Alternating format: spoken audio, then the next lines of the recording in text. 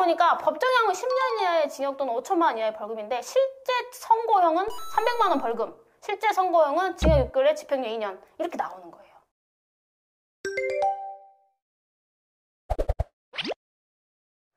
안녕하세요. 나는 변호사다 김세라 변호사입니다.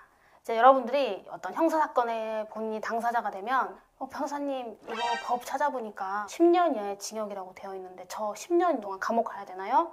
뭐 5천만 원 이하의 벌금이라고 나와 있는데 저 5천만 원 벌금을 물어야 되는 건가요? 이런 질문들을 정말 많이 하시거든요. 자, 결론부터 말씀드리면 처벌되는 형을 결정하는 기준은 크게 3단계의 구조를 거쳐요. 법정형, 처단형, 선고형.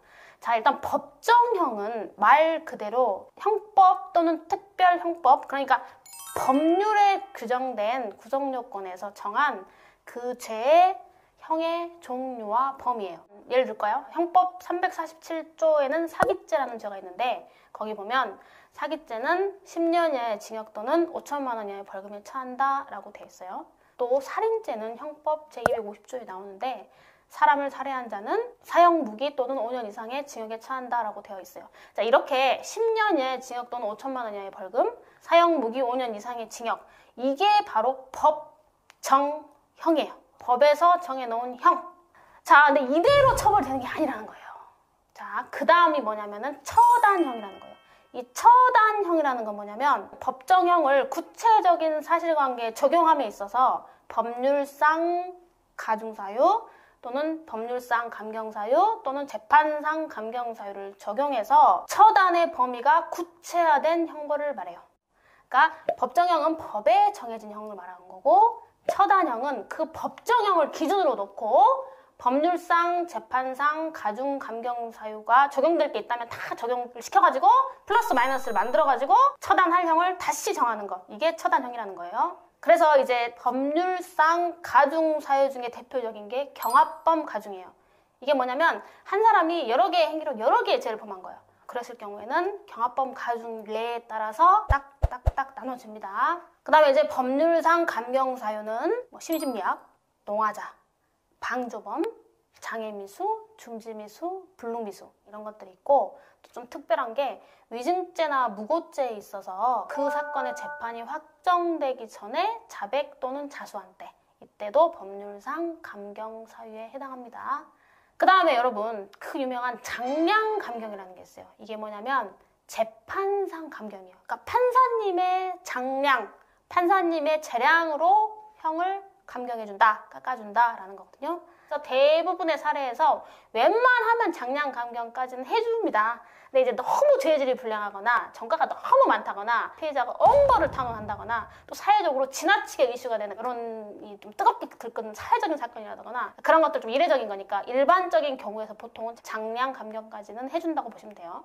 그 다음이 선고형이에요. 이 선고형은 이 처단형의 마지막으로 형의 양정이라는 양형 기준을 적용시켜서 한 번 더 조율을 해요. 그래서 판사가 선고하는 선고형이 나오는 거예요.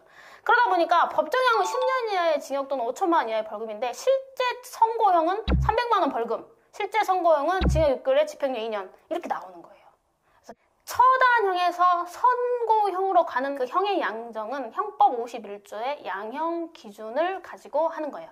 그래서 형법 51조 양형 기준을 보면 범인의 연령, 성행, 지능과 환경, 피해자에 대한 관계, 범행의 동기, 범행의 수단, 범행의 결과, 그리고 범행 이후의 상황 이렇게 4가지 정도를 크게 양형 조건, 양형 기준으로 명시를 하고 있어요. 예를 들어볼게요. 범인의 연령, 성행, 지능과 환경 이런 거는 이제 아주 고령의 피고인인 경우 이런 경우는 조금은 유리하게 생각할 수 있다는 거예요. 좀 웃기죠, 근데 무슨 경로우대도 아니고 하여튼 범인의 나이가 좀 어리거나 아니면 아주 고령인 경우에는 좀 유리하게 참작이 될 여지가 있다. 그 다음에 범인의 성행은 말 그대로 살아온 그 사람의 성격과 행적을 말하는데 주로는 정과, 그러니까 처벌 전력이 있는 경우는 불리한 양형 조건이 되겠죠. 그 다음에 이제 또 범행 후의 정황이라는 거는 이제 자수를 했느냐, 피해자와 합의를 했느냐, 아니면 그 수사 과정이나 재판 과정에서 태도 이런 것도 중요하고 정말 얼마나 진지하게 반성하고 있는가. 또 만약에 재산적 피해를 준 사건이라면 그 변상을 실제로 했는가, 최대한 하기 위해서 노력이라도 했는가 그런 흔적들을 보게 되는 겁니다. 사실은 이런 게 정량화해서 5 더하기 5는 10, 양형사유 5개 중에 3개 들어갔으니까 플러스 5점, 그래서 형기를 깎고 벌금 100만 원 깎고 이런 건 사실 아니에요. 그러니까 과연 이렇게 해서 좀이라도 될까 하는 마음으로 하나라도 더 이렇게 해보면 조금이라도 또 형이 낮게 나오는 경우들이 있어요. 그래서 오늘 이 영상은 법정형, 처단형, 선고형은 전혀 다른 거다. 그래서 법정형을 기준으로 어머 10년이나 징역에 살아야 돼? 이렇게 생각하면 큰 잘못인 거다. 결국은 피고인 입장에서는 선고형을 최대한 약하게 받는 게 목적이라면 법정형에서 처단형으로 가는 법률상 감경사유, 재판상 감경사유를 다 깨알같이 챙기고 처단형에서 선고형으로 가는 양형 기준 중에서 유리할 수 있는 거는 다 깨알같이 챙겨서 긁어 모아 갖다 붙여서 판사님한테 고소를 해야 된다. 여기까지가 결론입니다. 네, 오늘도 이렇게 시청해 주셔서 대단히 감사합니다.